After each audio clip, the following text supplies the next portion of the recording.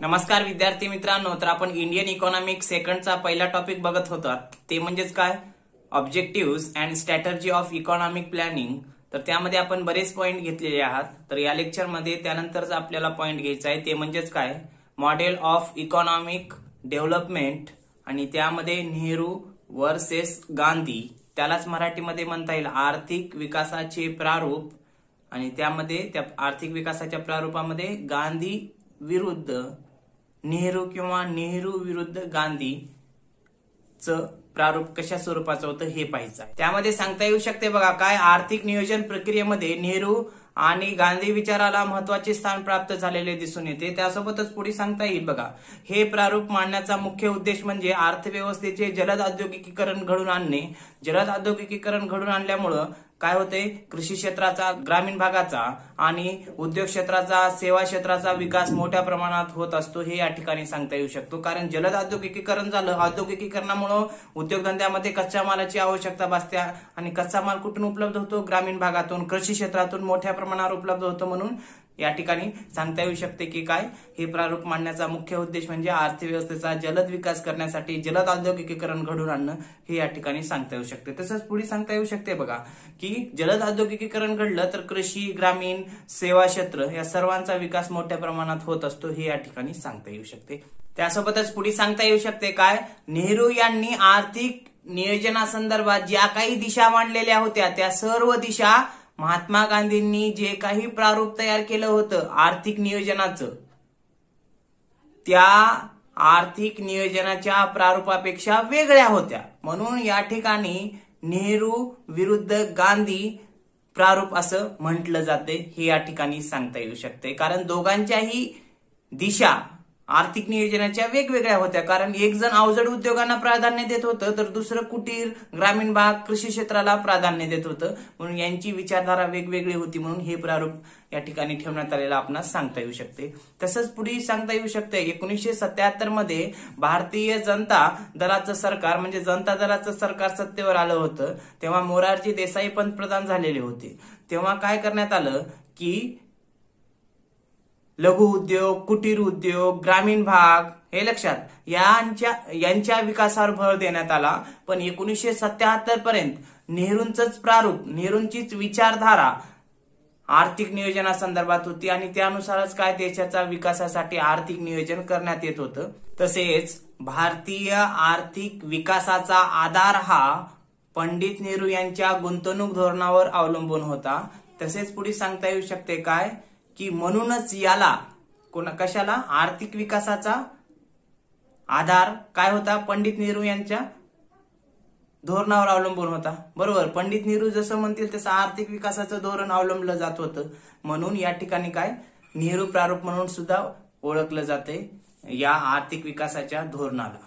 कारण ते नेहरूंनी मांडलं होतं म्हणून त्याचं इम्प्लिमेंटेशन अर्थव्यवस्थेमध्ये झालं, म्हणून त्याला नेहरू प्रारूप असं म्हटलं जाते. तसंच नेहरू प्रारूपामध्ये काय सांगितलेलं आहे, जलद औद्योगिकीकरण घडून आणणं, मूलभूत व अवजड उद्योगांना प्राधान्य देणं. या मूलभूत व अवजड उद्योगांचा विकास केला तर अर्थव्यवस्था भक्कम होईल, मजबूत होईल. आणि जर अर्थव्यवस्था भक्कम व मजबूत झाली तर इतर विदेशी देशावर किंवा मग इतर राष्ट्रावरती अवलंबून राहण्याची गरज नाही. तसंच नेहरूंना वाटत होतं की अर्थव्यवस्था जर आत्मनिर्भर झाली, अर्थव्यवस्थेचा अवजड, मूलभूत उद्योग, जलद औद्योगिकीकरण घडून आणलं तर अर्थव्यवस्थेचा विकास होईल, अर्थव्यवस्था काय होईल, भक्कम होईल, मजबूत होईल. आणि अर्थव्यवस्थेसमोर जे काही प्रश्न आहेत, ज्या काही समस्या आहेत, त्या समस्या राहणार नाहीत किंवा त्या समस्या दूर करता येईल, हे या ठिकाणी थोडक्यात सांगता येऊ शकते. त्यानंतर आपल्याला आर्थिक नियोजनासंबंधित जे काही नेहरूंचं प्रारूप होतं त्या नेहरूंच्या प्रारूपाचे वैशिष्ट्य बघायचे. म्हणजेच बघा पॉइंट, आर्थिक नियोजनासंबंधित नेहरू प्रारूपाची मुख्य वैशिष्ट्ये. तर यामध्ये सांगता येऊ शकते पंडित नेहरू यांनी काय केलेलं आहे, आर्थिक विकास घडवून आणण्यासाठी, आर्थिक नियोजनासाठी किंवा आर्थिक नियोजनाच्या प्रक्रियेसाठी त्यांनी काय केलेलं आहे की आपलं एक प्रारूप मांडलेलं आहे. प्रारूप मांडलेलं आहे म्हणजेच काय, त्यांनी काय आर्थिक नियोजन प्रक्रियेमध्ये काही दिशा किंवा काही धोरणं सांगितलेले आहेत आर्थिक नियोजनासाठी. कोणत्या दिशा, धोरणं की ते काय म्हणतात, देशाचा जर आर्थिक विकास घडवून आणायचा असेल, देशाला जर मजबूत करायचा असेल, देशाला जर भक्कम आत्मनिर्भर करायचा असेल तर औद्योगिकीकरणावर, त्यासोबतच काय अवजड उद्योग, त्या मूलभूत उद्योग यांचा विकास करायला पाहिजे, जेणेकरून अर्थव्यवस्था आत्मनिर्भर होईल, इतर देशावर अवलंबून राहण्याची गरज भासणार नाही, हे या प्रारूपामध्ये सांगण्यात आलेलं आहे. तर बघा या प्रारूपाचे कोणत्या नेहरू प्रारूपाचे वैशिष्ट्य बघू अगोदर, त्यानंतर गांधींचं प्रारूप बघू आणि त्यानंतर त्या दोघांची विचारधारा कशी होती हे बघू. त्यामध्ये नंबर 1 सांगता येऊ शकते. आता हे जे आहेत पॉइंट ते 1 लाईन आहेत, तर अगोदर वाचून दाखवतो त्यानंतर त्यांचं विश्लेषण करतो. तर बघा नंबर 1 मध्ये, देशात औद्योगिक विकास मोठ्या प्रमाणात घडून येण्यासाठी पंडित नेहरू यांनी औद्योगिकीकरणाला पाठिंबा दिला होता. यामुळं भांडवलशाहीचा विकास होतो, परंतु ग्राम उद्योगांचा विकास करावा असे गांधींना वाटत होते. त्याला नेहरूंनी विरोध केला. काय म्हटलेलं आहे या पहिल्या पॉइंटमध्ये की गांधीजी काय म्हणत होते की गांधीजींची विचारधारा नेहरूंच्या विचारधारेपेक्षा वेगळी होती. बरोबर. पंडित नेहरू काय म्हणतात या प्रारूपामध्ये त्यांच्या की औद्योगिकीकरण जर घडून आणलं, त्यांनी औद्योगिकीकरणाला पाठिंबा दिला. देशाचा जर विकास घडून आणायचा असेल तर अवजड मूलभूत उद्योगांना प्राधान्य देणे गरजेचं आहे. त्यावरती गुंतवणूक करा, त्यामध्ये गुंतवणूक करा, देशाचा आर्थिक विकास होईल हे म्हणतात. पण जर उद्योग कोणते अवजड व मूलभूत उद्योगांना जर प्राधान्य दिलं तर लघु कुटीर उद्योग, ग्रामीण उद्योग यांच्याकडे दुर्लक्ष होईल. म्हणून गांधींना वाटत होतं काय की ग्रामीण भागाकडे जावं, ग्रामीण भागांचा विकास करावा, आणि नेहरूंना वाटत होतं काय मोठ्या प्रमाणात मूलभूत अवजड उद्योग, आणि हे मूलभूत अवजड उद्योग शहरी भागामध्येच असतात हे लक्षात. म्हणून यामुळं यांची विचारधारा वेगवेगळी असलेली आपणास सांगता येऊ शकते. म्हणून हा पहिलं वैशिष्ट्य, औद्योगिकीकरणाला नेहरू यांनी पाठिंबा दिला. दुसरं वैशिष्ट्य बघा ते म्हणजेच काय, भारताने मिश्र अर्थव्यवस्थेचा अवलंब केला तर अर्थव्यवस्थेचे आधुनिकीकरण मोठ्या प्रमाणात होईल. त्यामुळे देशाची अर्थव्यवस्था जलद गतीनं आत्मनिर्भर होईल असे नेहरू प्रारूपात स्पष्ट केले आहे. काय म्हटलेलं आहे, भारतानं जर मिश्र अर्थव्यवस्था स्वीकारली आणि मिश्र अर्थव्यवस्था स्वीकारल्यामुळे काय अर्थव्यवस्था जी काही आहे भारताची, त्या अर्थव्यवस्थेचे काय आधुनिकीकरण मोठ्या प्रमाणात होईल, आणि त्यामुळं काय होईल, आधुनिकीकरण झाल्यामुळं देशाचा जलद विकास घडून येईल आणि त्यासोबतच काय देश आत्मनिर्भर होईल. हे एक वैशिष्ट्य सांगितले. काय आधुनिकीकरण होईल मिश्र अर्थव्यवस्था स्वीकारल्यामुळे, त्यासोबतच जलद औद्योगिक विकास होईल, हे या नेहरू प्रारूपामध्ये सांगितलेलं आहे. त्यानंतर तिसरा पॉइंट, भारताने अन्नधान्य, बी बियाणे यावर योग्य तो प्रयोग करून कृषीची उत्पादकता वाढवण्याचा प्रयत्न केला तर देश अन्नधान्यांच्या बाबतीत आत्मनिर्भर बनेल. यामुळे अन्नधान्यांचे भांडार विकसित होईल. काय म्हणतात नेहरूंच्या प्रारूपामध्ये, यांनी बी म्हटलेलं आहे कृषीची उत्पादकता कशी वाढेल हे लक्षात. कृषीची उत्पादकता वाढवायची असेल तर बी बियाणे जे काही फर्टिलायझर्स असतात ते फर्टिलायझर्स तर व्यवस्थितरित्या कृषीमध्ये वापरून वेगवेगळे प्रयोग करून कृषीची जर उत्पादकता वाढवली तर कृषीमध्ये भारत आत्मनिर्भर होईल, अन्नधान्यामध्ये आत्मनिर्भर होईल, इतर देशावर अन्नधान्यांच्या बाबतीत अवलंबून राहण्याची गरज भासणार नाही. हे एक वैशिष्ट्यामध्ये सांगितलेलं आहे. त्यानंतर 4 नंबरचं वैशिष्ट्य पुढलं या ठिकाणी सांगता येऊ शकते. ते म्हणजेच बघा, अर्थव्यवस्थेनं भांडवलशाही अर्थव्यवस्थेचा स्वीकार करू नये, कारण या अर्थव्यवस्थेमध्ये मजुरांचे व श्रमिकांचे सतत शोषण होते. त्यामुळे लोकशाही समाजवादाची स्थापना करून देशात भांडवली वस्तू वाढवण्याचा प्रयत्न केला जावा, जेणेकरून औद्योगिकीकरण मोठ्या प्रमाणात होण्यास मदत होते. काय सांगितलेलं आहे की हे 4थ्या पॉइंटमध्ये नेहरूंच्या प्रारूपामध्ये की देशानं काय केलं पाहिजे, मिश्र अर्थव्यवस्था स्वीकारली पाहिजे हे लक्षात, समाजवादी अर्थव्यवस्था स्वीकारली पाहिजे. पण भांडवलशाही जर अर्थव्यवस्था जर देशानं स्वीकारली तर या भांडवलशाही अर्थव्यवस्थेमध्ये काय केलं जाणार आहे की श्रमिक, मजूरदार यांचं शोषण मोठ्या प्रमाणात करण्यात येणार आहे. म्हणून जर अर्थव्यवस्थेमध्ये समाजवादाची जर स्थापना केली हे लक्षात, समाजवादाची जर स्थापना केली, समाजवादी अर्थव्यवस्थेची स्थापना केली मिश्र अर्थव्यवस्थेच्या माध्यमातून, कारण मिश्र अर्थव्यवस्थेमध्ये सुद्धा काय सांगितले, समाजाच्या कल्याणाचं उद्दिष्ट हे डोळ्यासमोर ठेवलं जाते हे लक्षात.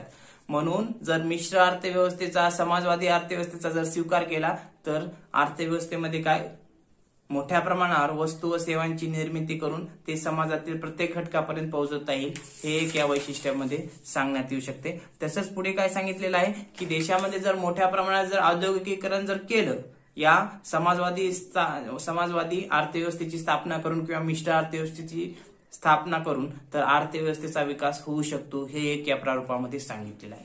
त्यानंतर पुढला 5 नंबरचा पॉइंट बघा, ते म्हणजेच काय, भारतात पायाभूत सुविधा, त्यामध्ये ऊर्जा, वाहतूक, दळणवळण, त्यासोबतच सिंचन, कृषी, परिवहन आणि संचार वाढण्याचा प्रयत्न केला जावा, हेही वैशिष्ट्ये नेहरू प्रारूपात स्पष्ट करण्यात आले आहे.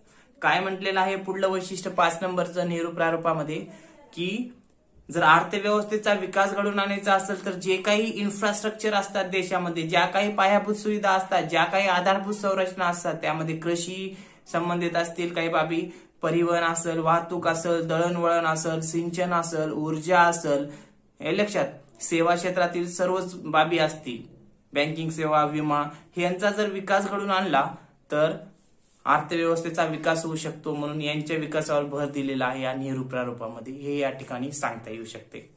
त्यानंतर पुढला 6 नंबरचा पॉइंट या ठिकाणी सांगता येऊ शकते, ते म्हणजेच काय, भारतीय अर्थव्यवस्थेचा जलद गतीने विकास साध्य करण्यासाठी विज्ञान व तंत्रज्ञानाच्या माध्यमातून आधुनिकीकरणाची प्रक्रिया वाढवण्यासाठी या प्रारूपाचा फायदा देशाला होतो. काय म्हटलेलं आहे, देशाचा जर आर्थिक विकास घडवून आणायचा असेल तर देशामध्ये विज्ञान तंत्रज्ञानाचा वापर जास्तीत जास्त करावा, आणि हे वापर करण्यासाठी नेहरू प्रारूपामध्ये अगोदरच स्पष्ट केलेलं आहे की देशाचा जर आर्थिक विकास घडवून आणायचा असेल, देशाला जर काय म्हणते आत्मनिर्भर बनवायचं असेल, देशाला भक्कम मजबूत जर बनवायचं असेल तर देशामध्ये विज्ञान व तंत्रज्ञानाचा वापर जास्तीत जास्त करण्यात यावा, असं नेहरू प्रारूपामध्ये सांगण्यात आलेलं आहे, हे या ठिकाणी सांगता येऊ शकते. तसंच काय, एवढे या नेहरू प्रारूपाचे वैशिष्ट्ये आर्थिक नियोजनासंदर्भात सांगता येऊ शकतात. ओव्हरऑल थोडक्यात सांगता येऊ शकते या नेहरू प्रारूपाबद्दल की नेहरूचं जे काही मॉडेल होतं आर्थिक विकासाचं किंवा मग आर्थिक नियोजनाचं, त्यामध्ये सांगता येऊ शकते काय, की नेहरूंची विचारधारा ही जलद औद्योगिकीकरणावर होती, हे लक्षात. त्यासोबतच काय, मूलभूत अवजड उद्योग, हे लक्षात, यांच्यावर जास्तीत जास्त त्यांनी भर दिलेला होता. काही प्रमाणामध्ये कृषी क्षेत्र असेल यावरती भर दिलेला आहे कृषीची उत्पादकता वाढवण्यासाठी, पण पूर्णतः त्यांचा जर बघितला प्रारूप तर पूर्णतः हा शहरी भागासाठीच असलेला आपणास सांगता येऊ शकतो. मग शहरी भागामध्ये ज्या काही पायाभूत सुविधा असतील, शहरी भागामध्ये जे काही उद्योगधंदे असतील, यावरती त्यांनी भर दिलेला दिसून येऊ शकतो. तर या ठिकाणी सांगता येऊ शकते की हे प्रारूप जरी अर्थव्यवस्थेसाठी वापरलं गेलेलं असलं तरी यामध्ये काही उणीवा आहेत. उणीवा कोणत्या, की ग्रामीण भागाकडे दुर्लक्ष केले, लघु व कुटीर उद्योगाकडे दुर्लक्ष केले, जे काही ग्राम उद्योग असतात त्यांच्याकडे दुर्लक्ष केले, हे लक्षात. फक्त काही प्रमाणामध्ये कृषी क्षेत्राची उत्पादकता वाढवण्यासाठी या प्रारूपामध्ये सांगितलेलं आहे, अन्नधान्या बाबतीत आत्मनिर्भर बनण्यासाठी, पण या प्रारूपामध्ये उणीवा असलेल्या सांगता येऊ शकतात.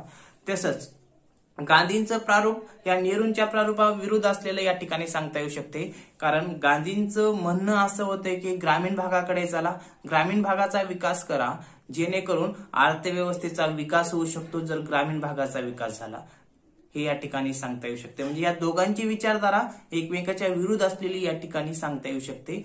काही बाबतीत दोघांची विचारामध्ये काय साम्यता दिसून येते का, कारण नेहरू सुद्धा कृषी क्षेत्राची उत्पादकता वाढवण्यासाठी फर्टिलायझर्स, बी बियाणे वापरावे, आधुनिक तंत्रज्ञान वापरावं, हे सांगतात.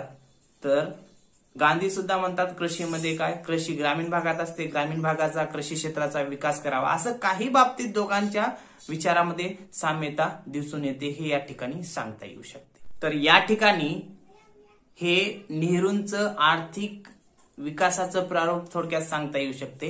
तर आपण पुढल्या लेक्चरमध्ये काय करू की आर्थिक नियोजनाचं गांधीवादी प्रारूप हे आपण पाहू, जेणेकरून काय हे लेक्चर सुद्धा 2 भागामध्ये आपण घेणार आहोत.